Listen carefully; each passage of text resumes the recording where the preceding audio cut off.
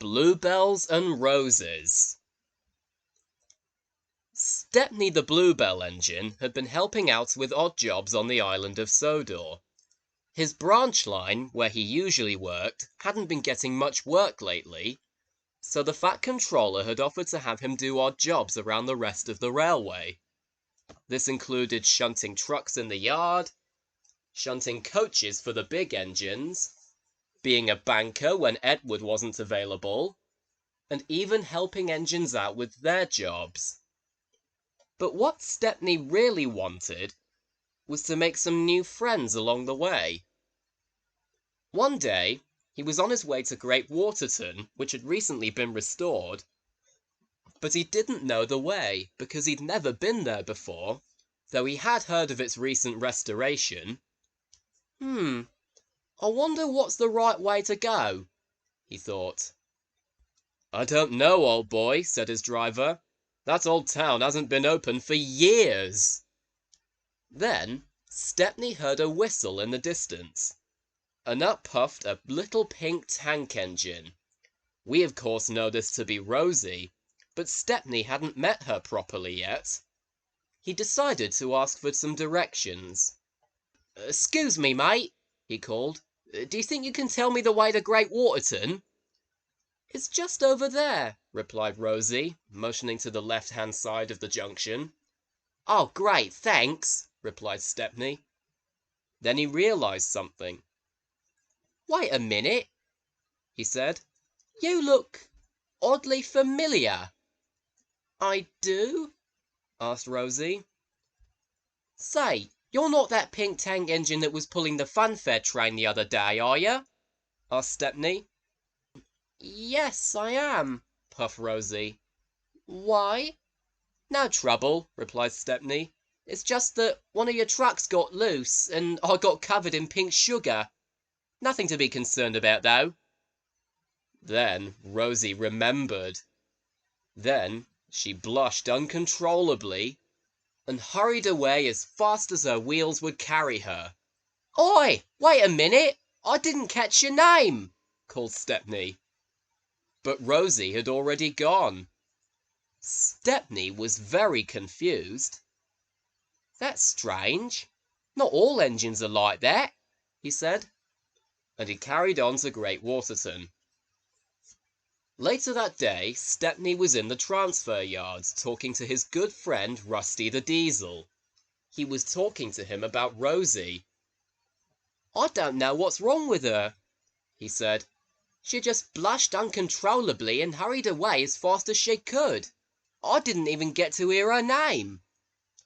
"Maybe she's just embarrassed about it and doesn't think you'll forgive her," suggested Rusty. I suppose you're right," replied Stepney. "But even so, I've never met an engine quite like that before." "Well, you learn something new every day," replied Rusty.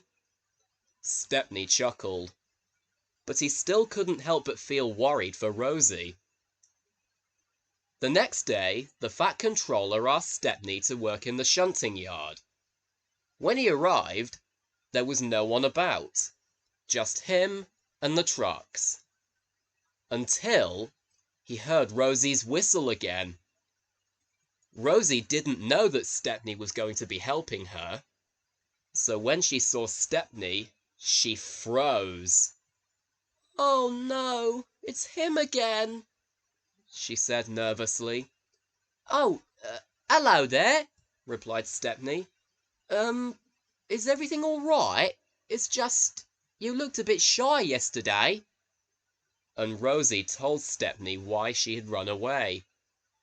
"I just thought you wouldn't forgive me for what I did to you that day," she said. Stepney smiled. "Oh, no worries, mate," he said. "I'm not one to hold grudges. Besides, it was only a bit of sugar." "Really?" asked Rosie. "Of course," said Stepney. "Anyway, I don't believe we've been properly introduced. My name's Stepney. What about you?" "I'm Rosie," Rosie replied. "Hello then, Rosie," said Stepney. "Here, what do you say we become friends today, eh?" Rosie smiled. "I'd like that very much," she said. "If that's okay with you, of course." Stepney smiled. "Any friend of Thomas's is a friend of mine," he said. Rosie giggled. "I take it Thomas has told you all about me, then?" "Well, he told me he'd become friends with an engine called Rosie," he said. "I can't believe I didn't know it would be you." And Rosie and Stepney chuckled happily. After they began shunting for a bit, Rosie and Stepney soon began to really like each other's shunting skills. And once they had finished, they began talking like old friends.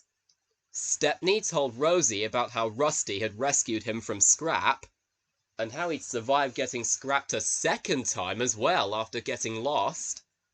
And Rosie told Stepney about what had happened when she first met Thomas.